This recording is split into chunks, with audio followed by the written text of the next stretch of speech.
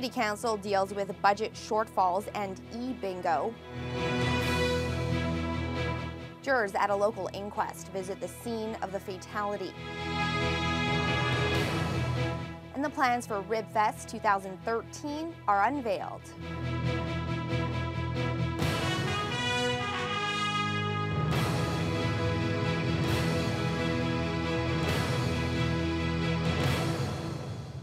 Good evening and thank you for joining us. Well, trying to find additional savings in Thunder Bay's budget each year is only going to get more challenging, according to the city manager.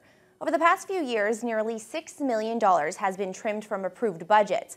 Some are now wondering how to cut $1.5 million a year without cutting services. Dennis Ward has more.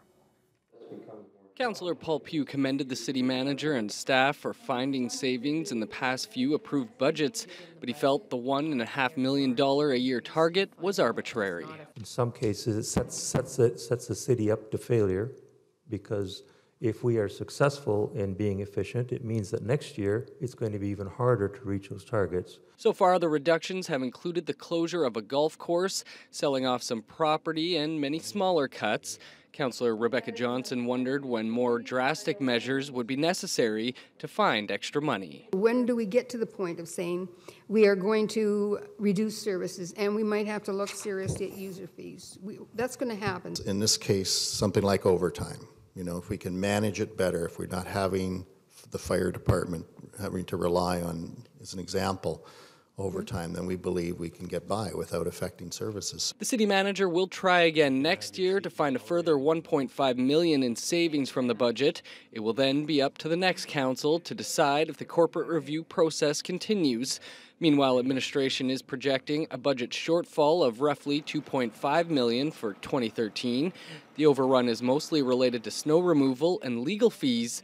Councillor Aldo Roberto says he isn't concerned. You know, we're doing great. The press is sitting there, they're writing this all down, they're taking it all down. They're going to be saying, you know, all hell's breaking loose. That's what they've been saying so far. So I hope they report this, that, you know, the last 7 years we've always been in a surplus position. By law, municipalities in Ontario cannot run a deficit at the end of the year. Dennis Ward, TBT News. A new form of many people's favorite game will be coming to Thunder Bay in just a few months. Thunder Bay Community Bingo has entered into an agreement with Ontario Lottery and Gaming to provide e-bingo in the city. In the past 25 years, the organization has persevered while other bingo operations have had to close their doors. The manager says this new agreement will keep them alive and supporting local charities.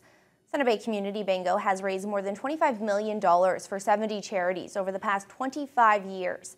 But they've seen many cuts to revenue in that time, with the addition of a casino in the city and a smoking bylaw that hurt their bottom line.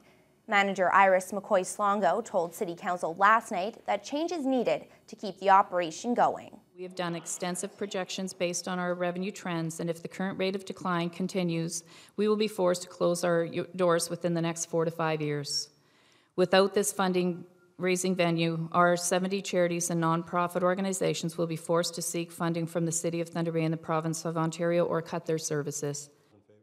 Council unanimously gave its support to the agreement with OLG. The state-of-the-art technology and new products are expected to increase revenue streams and players. The vote means the organization will move ahead with its plans to relocate from the CLE grounds. They're looking to create a new gaming center where the Tonic nightclub is currently located next to the Super 8 motel. The new gaming systems are expected to be in place by mid-March of next year. Day 2 of the inquest into the 2011 death of 24-year-old Gustavo Argueta continued today. Jury members were taken to several locations to help show the scene of the accident more clearly. Argueta's sisters went along to the sites and say it's been a hard couple of days for the family. Courtney Rutherford reports. For this to happen, for them to come to say that, you know, it was someone did something to the machine and that probably was causing the problem, it's not right. Rosa Argueta is the sister of 24-year-old Gustavo Argueta, who died after the boom lift he had been operating at Mackenzie River Bridge construction site tipped over. A coroner's inquest saw jury members taken to Hertz Rental Company to look at a similar lift that Argueta was using that day. Following that, they were taken to the site where the incident occurred. After surveying the area, the family was able to lay flowers. Rosa says it's been an emotional couple of days. I don't think my brother did anything to that machine, you know. Why would he want to take his life? To me, it seems like they're trying to say that that's what happened. And it's not like that. The machine belonged to Hertz and at the time was rented by Terra North Construction Company. The lift comes with an alarm that flashes and beeps when the machine is on a slope with an angle greater than 4.5 degrees. After the incident, the machine had spray foam in the alarm and the wires had been disconnected. Rosa hopes the incident will be an eye-opener for future construction companies. It's very hard. It's been 2 years, but it seems like it was yesterday. So I hope they actually do something about they change, you know, the way of training new people, the new employees, especially young guys, you know, because they're full of life. More information on the incident will be brought forward in the coming days. A total of 15 witnesses will have testified by the time the inquest wraps up on Friday. Courtney Rutherford, TBT News. An apparent overcrowding problem in Ontario's jails and correctional centres is not being seen here in Thunder Bay. Statistics released by the Ministry of Community Safety and Corrections show that last year, nearly half of the province's 29 jails held more prisoners than they were designed for.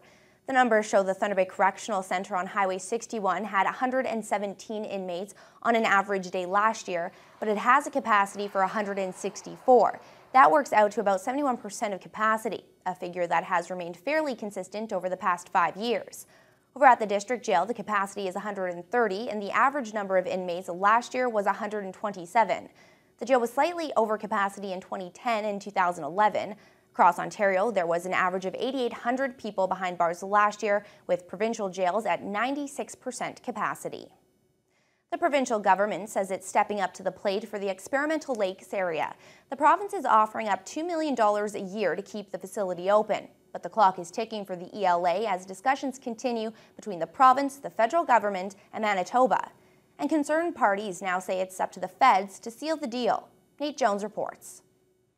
In 1 month, the agreement between the province and the Department of Fisheries and Oceans, who operate the ELA, will expire.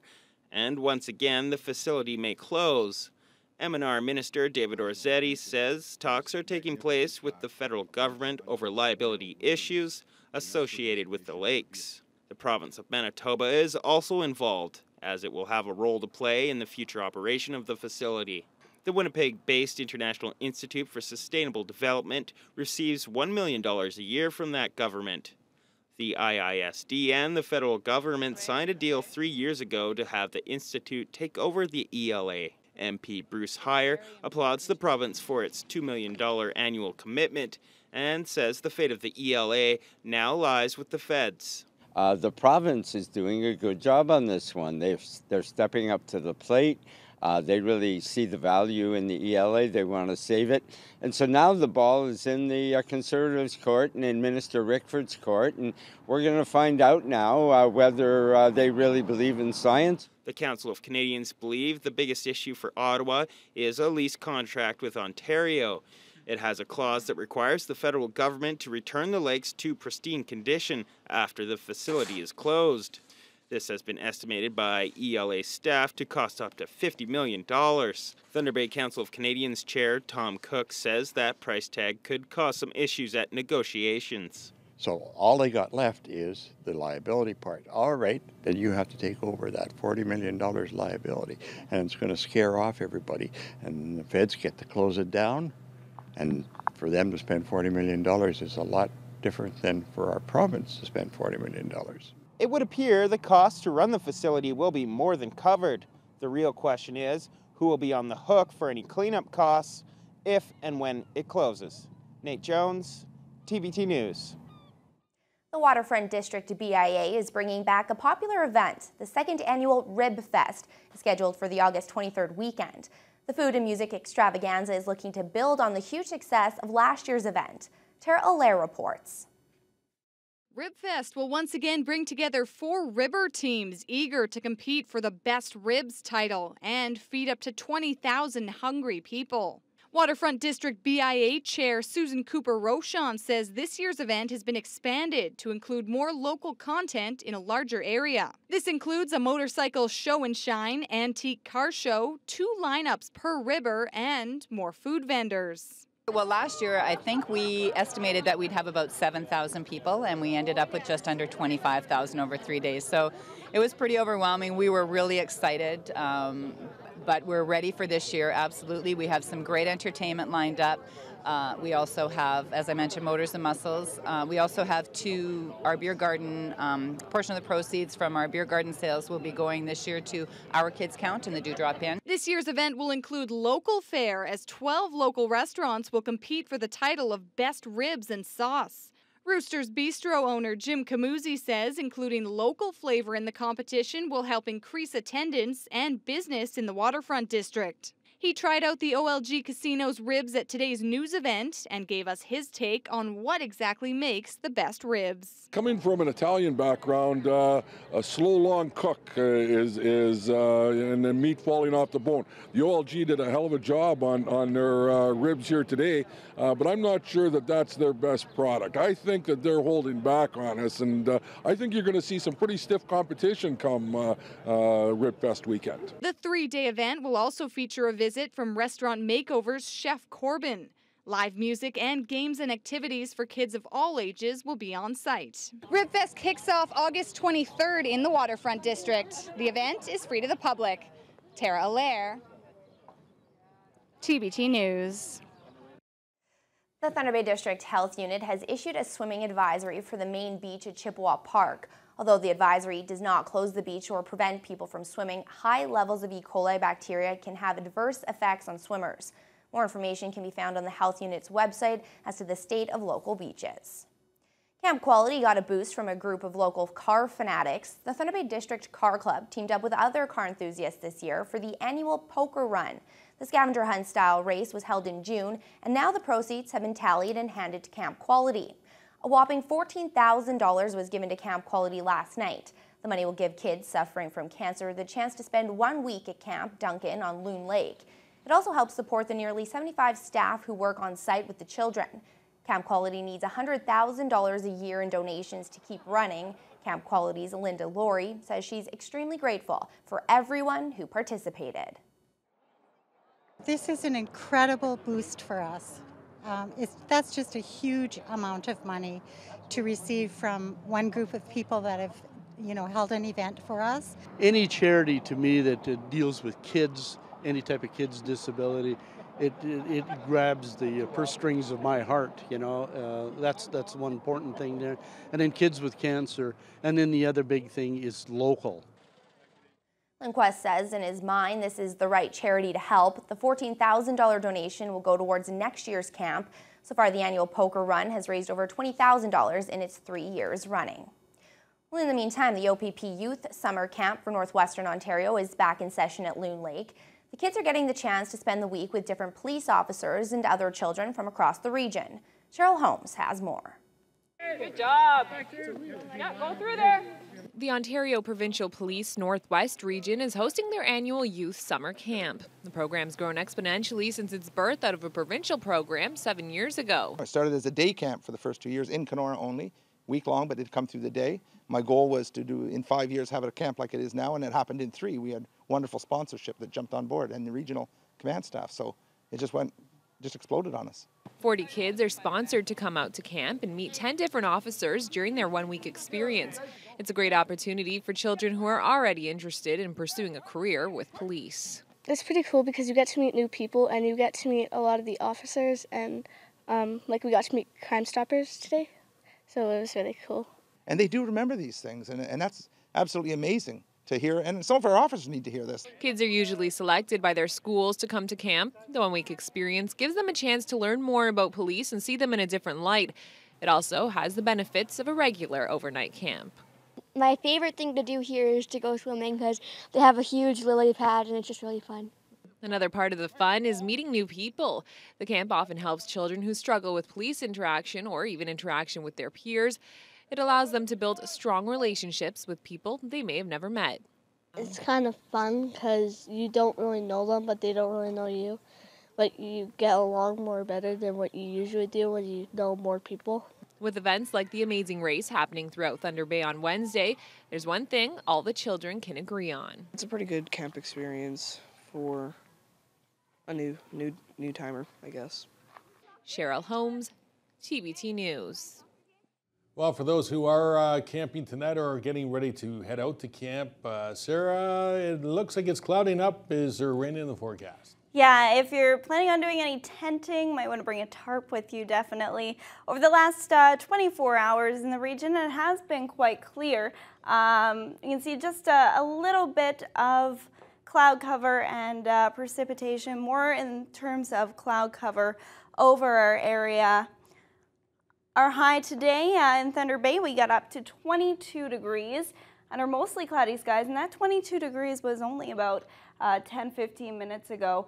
Winds coming from the west, gusting up to about 10 kilometers per hour.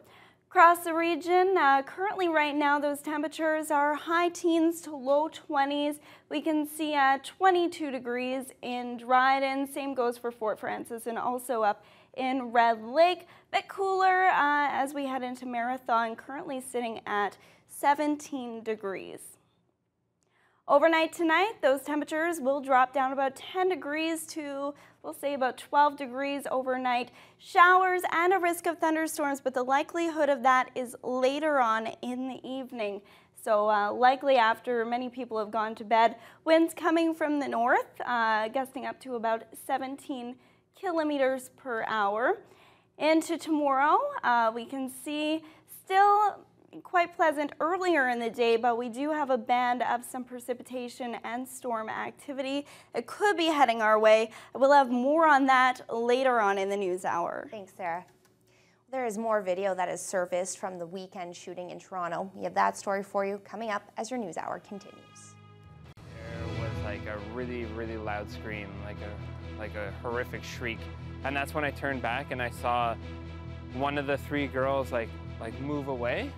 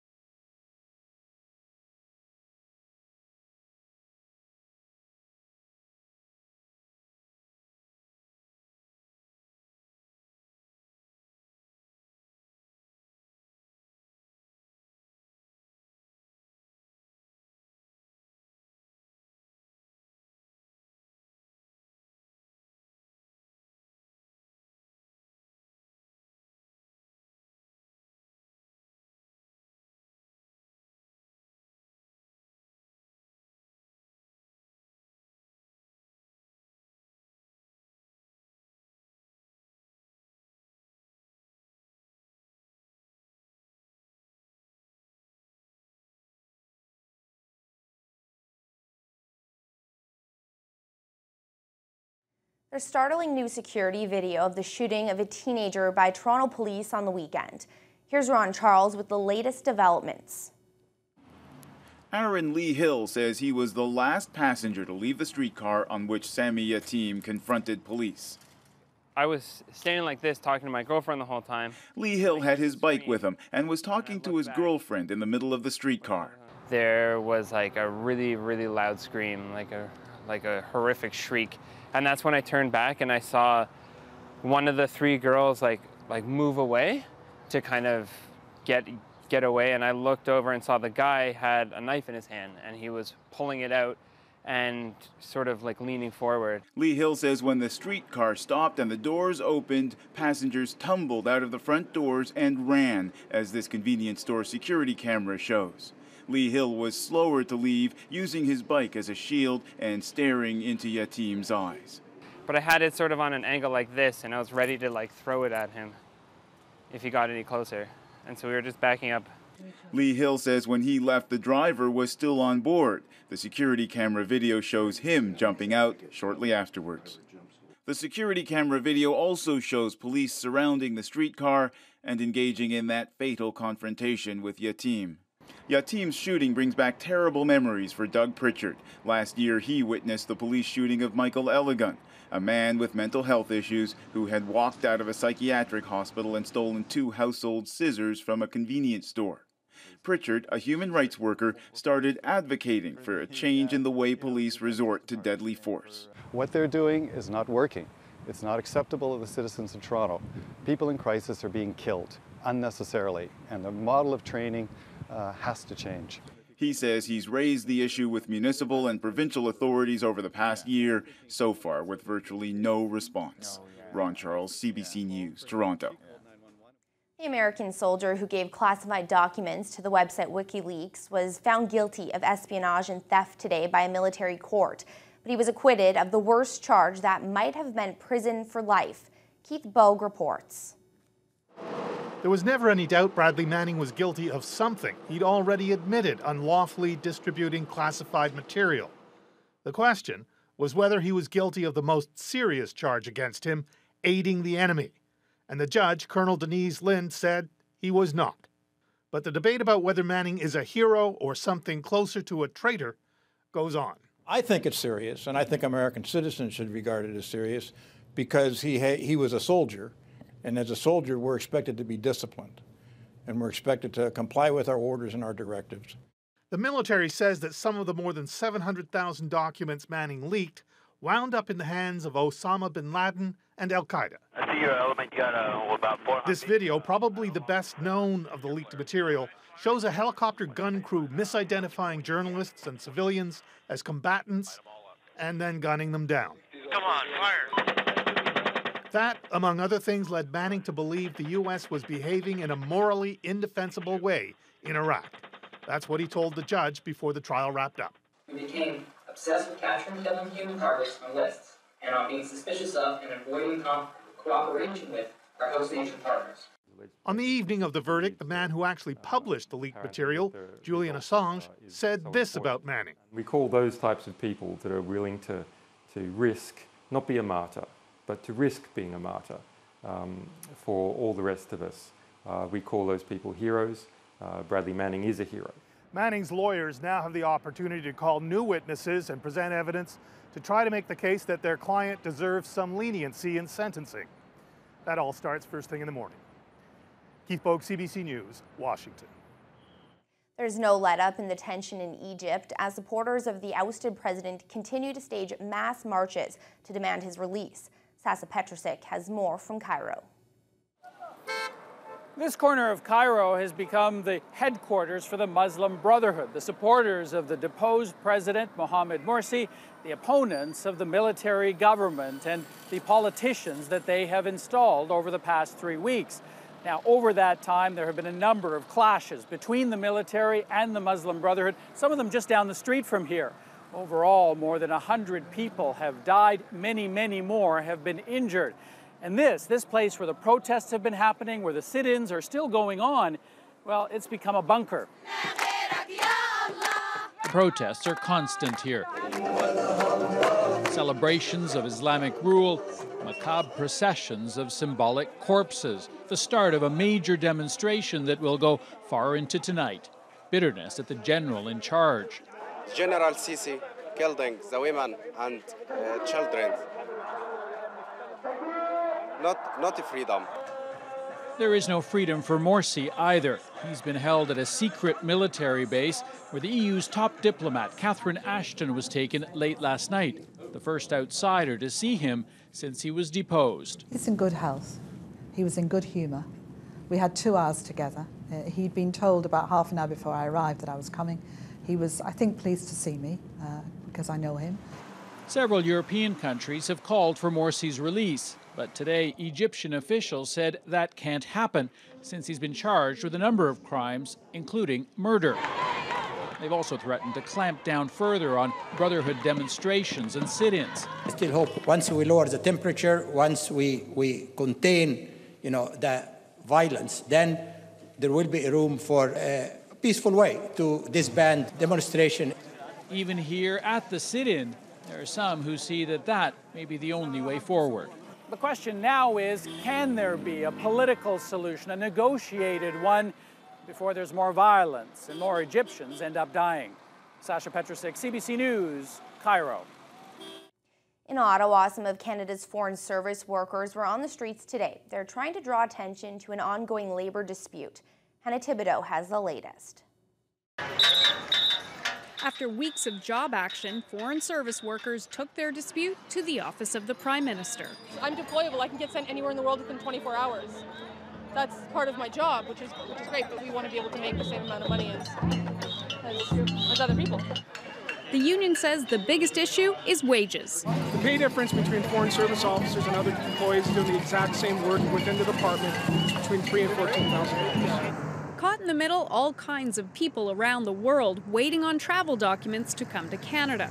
The officers who process visas in places like Beijing, London, and Cairo won't be issuing the documents. International students, business people, and temporary foreign workers are being affected. The foreign service workers stepped up their job action by walking off the job on Monday. The federal government says they have hired temporary staff for all of the offices, that they're open and providing service, but to expect significant delays.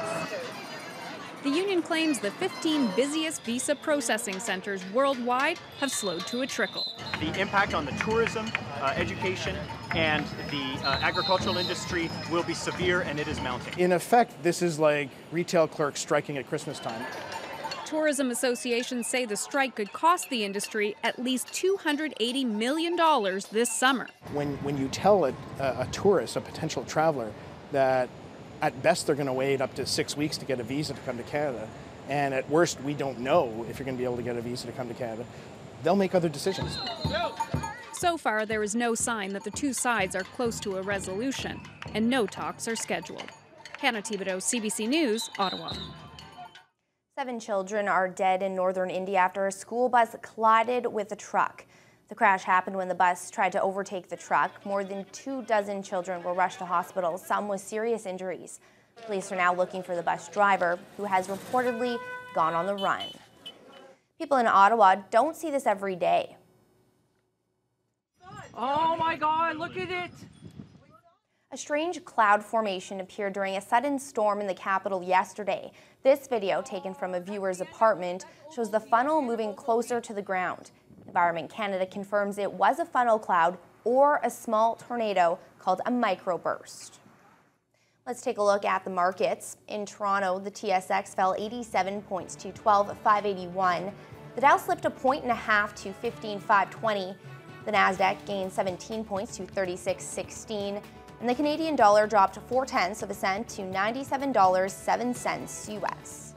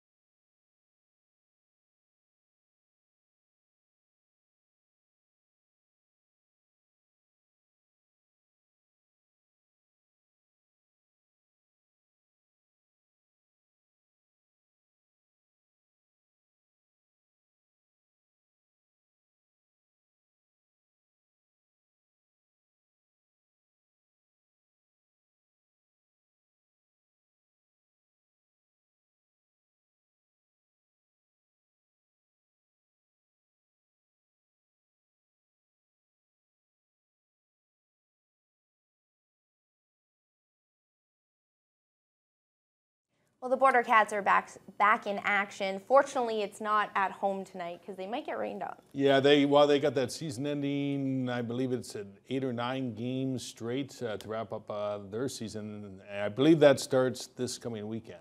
So, you know what? It can rain tonight because they're on the road. Well, Jordan Church will try once again for his first win of the year for your Thunder Bay Border Cats this evening as they wrap up a 2-game series in Wausau with Wisconsin. The Cats are 2-8 in their last 10, and they sport a 5-17 second-half record. In the majors last night, the Blue Jays proved to be no match for the Oakland A's. They lost it by a count of 9-4. Esmel Rogers was the losing pitcher. He falls to 3-5. They did swat out 3 homers, though. Evan Encarnacion with his 29th. They also got solo shots from Adam Lind and from Brett Laurie. Mark Burley will go to the mound tonight for the Jays as they look to even up this series. The rubber match will go tomorrow afternoon. Meantime, your Thunder Bay Chill will face the Victoria Highlanders in the PDL semis in Austin, Texas, Friday night at 6 o'clock. The Chill have been to the Final Four 2 of the past 3 years. We'll have a preview on their chances on the late edition. Hockey news, the Toronto Maple Leafs have avoided arbitration with defenseman Mark Fraser, giving him a new 1-year deal worth almost $1.3 million. San Jose has locked up center Joe Pavelski with a 5-year contract extension worth $30 million. And the Winnipeg Jets inked their best defenseman, Zach Bogosian, to a new 7-year, $36 million contract. The restricted free agent says he wasn't going anywhere. I made it clear since my first time being in Winnipeg, it was obviously a place that I wanted to be for a long time. And, I'm just real happy that Winnipeg believed in me and kind of, gave me another chance to kind of prove myself. I didn't exactly have the best start of my career in Atlanta, and obviously moving up to Winnipeg gave me a new chance to play in a hockey market and play in a hockey town that really I enjoyed playing in front of. So that's kind of where the term came in. It was definitely, a no-brainer for me to want to stay there for time. The International Ice Hockey Federation has suspended Swedish defenseman Alexander Edler for 2 games at next year's Sochi Winter Olympics for his knee-on-knee hit at last spring's World Hockey Championships on Canada's Eric Stahl.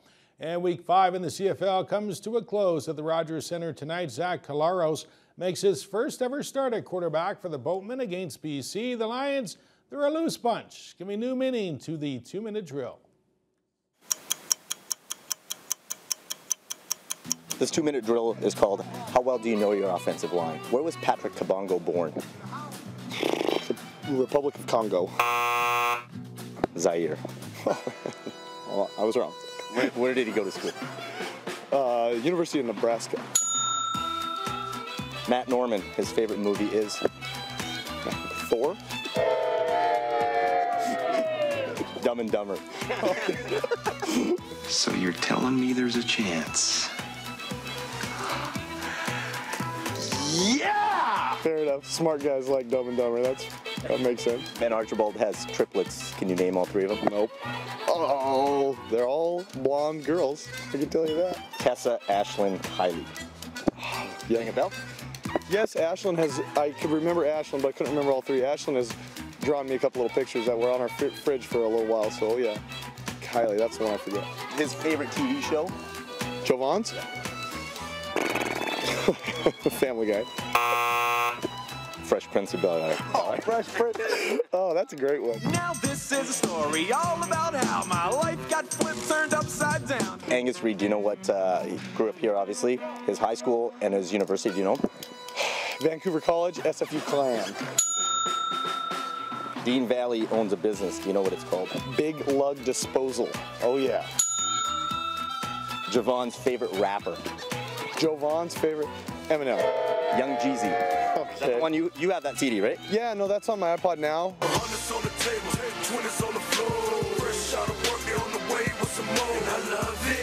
I didn't think Javon was into that same stuff as me. Yeah, Eminem, but Javon's a Detroit guy. It was worth a shot. This 2-minute drill brought to you by Travis Lulay of the BC Lions. Well, a hip injury will keep Maria Sharapova out of next week's Rogers Cup women's tennis tournament in Toronto. Meanwhile, Vancouver is hosting a tune-up for the men's and women's Rogers Cup this week. The field on the women's side includes 42-year-old Kimiko Date, who came out of retirement 5 years ago after a 12-year absence. Although Kamiko Date Crum is one of the oldest players on tour, she still considers herself young at heart. Sure, she hears comments about her age all the time, but if anyone is going to poke fun about it, she'll usually do it herself. I'm just talking to make the joke, and how old are you, mother? Always, not how old are you? Oh, I know they are so young, so how old are you, mother? They're about sometimes younger than me. Mother is younger than me, still younger than me, so we are laughing a lot. Well, actually, it's amazing at that age to play against younger girls and like double her age. I mean, she works hard. She has a lot of experience. Yeah, it's an exception because it doesn't happen often. It's quite remarkable for her to still be playing at the age of 42, but it's even more extraordinary considering she returned to the sport after a 12-year break. Her first stint as a pro didn't go so well. Date Crum was not having fun while playing on tour. She was lonely and hated to travel. So she decided to retire in 1996 at the age of 26. I was young, but difficult to understand everything because always Japanese media put on the pressure all the time, and then because that time not so many athletes on the sports. While away from the sport, Date Crum did some coaching, worked as a tennis commentator, and also found time to get married. But she always had the urge to return to the courts one day, and that happened when she was 37, the age most players usually call it a career. Players coach talking to me, which one is more strong, do you think? 90s or now? And everybody saying that now it's more stronger than before. So very difficult to compare, but yeah, everybody thinks it's now because I'm enjoying more. And that's all that matters. She isn't sure how long she plans to keep playing, but for those who say Date Crum is getting older, she prefers to use the word wiser. The Canadian Senior Little League Championships open at Baseball Central tomorrow. Thunder Bay will play its first game against Lethbridge, Alberta that night, and it all starts at 6:30. Now stick around for the plays of the week. Turner hits one in the air, left center field. Long run for Hayward. He dives in! He made the catch, and the ball game is over. Gardner on his horse, still going back, dives and makes the catch. Cha-ching, pal. That ball is gone! A home run for Derek Jeter. He comes back in dramatic fashion. Echeverria. What a play by Donaldson. There's superheroes, and then there's that. Oh, what a catch by Chad Simpson. On the ground up the middle, ranging is Escobar, but he will flip to second for one. Barehanded to bare hand, and it's a double play. Talk about clutch. Catch that ball? He did. He came down with that ball. Aaron Hill with a foul fly. And Gillespie caught it. I hope he's all right. He hits this a ton to center field. Back at the wall, looking up. And he got it. What a play by Robinson. The mustache thing is really catching on here. But off the end of the bat, coming in his Barnes. He dives in. He caught it. Left center field. Venable makes the catch. Oh, my. Marte hits it hard. Unbelievable stop. Lombardozzi to end the inning. Parra backing up at the track at the wall. And Geraldo Parra has got it. H to the Izzo, B to the Izzy. That's your song. Brumbies cross in. Wiedemann. The wait is over. Toronto FC's winless streak comes to an end. Right field backing up Chavez on the track at the wall. This time he makes the catch. Kerry Cope finds a crease into the open field. Kerry Cope with White trying to angle on. He'll outrun the kicker, and Kerry Cope is gone. Touchdown, Edmonton. That was a nice touchdown run. Unfortunately, it's too bad you don't see the Winnipeg Blue Bombers do that very often. No, definitely not. Well, Sherlock Holmes up to his old trick. With more, here's Teletalk. Tonight on Global Thunder Bay, starting at 8, it's NCIS. And a soldier with PTSD is the only key to finding a terrorist on U.S. soil. Then on NCIS Los Angeles, Callan infiltrates a terrorist network that is recruiting foreign fighters. And at 10 on Elementary, a double homicide is strangely similar to a series of 13-year-old murders. Over on CKPR Thunder Bay at 7:30, grab a cuppa with the gang from Coronation Street. Then at 8 p.m., Rick rides the nation's fastest roller coaster on the Rick Mercer Report. At 8:30 on 22 Minutes, we have an explosive investigative report into photobombing. And at 9, a biologist holds Krista, Bobby, and a polar bear hostage on Arctic Air. Teletalk is brought to you by Points, the traffic ticket specialists.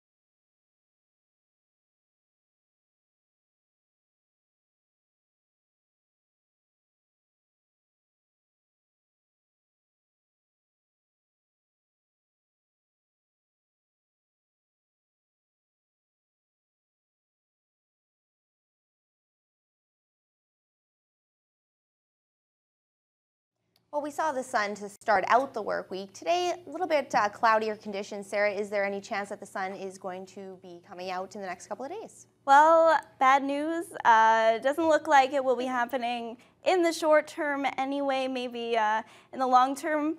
Despite the clouds, we did get up to 22 degrees today under mostly cloudy skies as winds coming from the west and gusting up to about 10 kilometers per hour. It was much of the same across the country. In British Columbia today, there is a severe thunderstorm watch in the northeastern part of the province. Prince George, a bit more sun, sitting at 23 degrees currently. In Alberta, Calgary, it was a bit sunnier than it was here today, but the temperature currently only sitting at about 18 degrees. Same thing for the prairies also. In the prairies today, Regina sitting at 20 degrees. Windy day in Saskatoon. They're currently at 17 degrees. Partly cloudy skies and 22 in Winnipeg. In Toronto today, quite mild for this time of year and cloudy skies 22 degrees at this hour. Ottawa and Montreal feels about 4 degrees warmer than that 22 degrees that we're seeing due to the humidex, but still a bit cooler than what you would expect for this time of year. Thunderstorms this evening is a possibility up into Quebec City. As we look into the East Coast, in Halifax, that fog moving inland throughout the evening, currently sitting at 18 degrees. Fredericton is at 25, but they actually feeling closer to 30 degrees right now with that humidex. Also in Charlottetown, while it's only 22 degrees under cloudy skies, at humidex has it feeling closer to 29 or 30 degrees.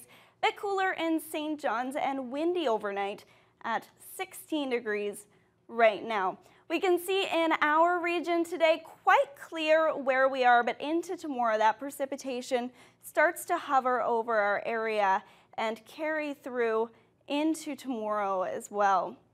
Across the region overnight tonight, we do have the risk of some showers or thunderstorm activity. Temperatures dipping down to the low teens, about 11 degrees in Big Trout Lake, 12 in Atikokan, and a bit cooler even still, 10 degrees into Marathon. Into tomorrow, Big Trout Lake, once again 21 degrees. Chance of thunderstorms still in Sault Ste. Marie. Thunder Bay at this hour, we're at 21, so we're about a degree cooler than our high for today under partly cloudy skies. Winds coming from the south up to about 14 kilometers per hour. Overnight tonight, your low dropping down to about 12 degrees. Showers or thunder showers late into the evening, so we probably won't be seeing those until closer to bedtime or after most people have already gone to bed. Winds shifting to the north up to about 17 kilometers per hour. To start off your day tomorrow, mostly cloudy skies. We won't see any wet weather until about noon, where a thunderstorm is possible, and about 18 degrees. By about 4 o'clock, thunder showers are a possibility, and a high of about 21 degrees. For the rest of the week, we can see clearing a little bit, but still some showers on Thursday with a high of 23. Friday, a mix of sun and cloud, also 23, and that low 20 temperature continues into the weekend, but mostly sunny skies on Saturday. Few clouds still likely moving into Sunday to wrap up your weekend, and about 22 degrees. So it looks like we do have some wet weather forecast, but it's not a lot. It is July, so people probably are hoping for a bit warmer temperatures than what you are seeing in the past couple of days, but that is your weather forecast.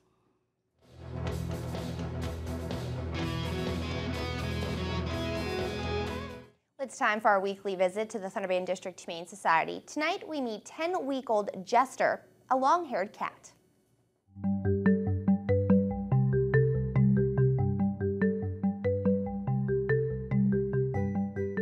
Hi, this week's Humane Society Pet of the Week is a little guy who happens to be a real handful. His name is Jester. He is a 10-week-old domestic longhair who is a very entertaining little guy. He was found as a stray. He has made his presence known here at the Humane Society. He likes to hang out with the puppies, play with the cats. He loves it when the kids visit, and he's very amusing for the adults. This is a guy who is full of spit and vinegar and is going to make his place in the world, but he wants to make it with you in your home. So if you have the time for kind of an amusing little guy, come meet Jester today. Your Pet of the Week has been brought to you by Thunder Pet. Expert advice and high-quality pet food within your budget. What a cute little guy. Well, after the break, we have a new addition to a bicycle that you probably haven't seen before. We'll show you that coming up next.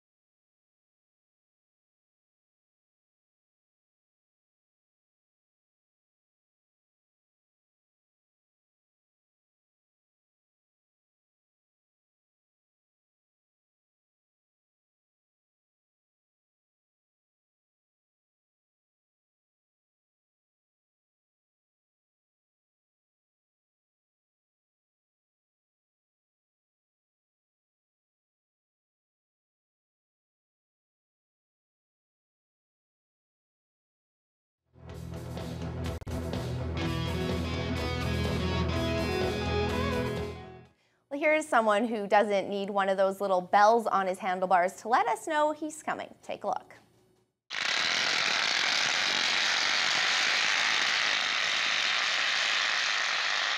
All right, well, here's the latest innovation. The bubble wrap bike is created by comedian/inventor Eric Buss, and it's gaining quite a bit of traction. The video has racked up over 400,000 views in just 3 days. I don't get it. You know, I questioned it, and then you said comedian, so yeah. Then I kind of got his motive there. I don't think Eric's had very many gigs lately to come up with something like that. Well, he's getting a lot of attention now. We're going to recap our top story. Well, City Council discussed the budget shortfalls last night, and Council is now wondering how to cut $1.5 million a year without cutting services. In the Thunder Bay Chill leave for Austin, Texas. They get ready for the PDL semifinal. They'll take on the Victoria Highlanders Friday night. We'll have a preview coming up on the late edition. And these mainly cloudy skies that we've been experiencing will continue overnight tonight with a chance of showers and thunder showers as well. Much of the same into tomorrow is what you can also expect for your wake-up weather. Thank you so much for joining us this evening. We'll see you again tomorrow.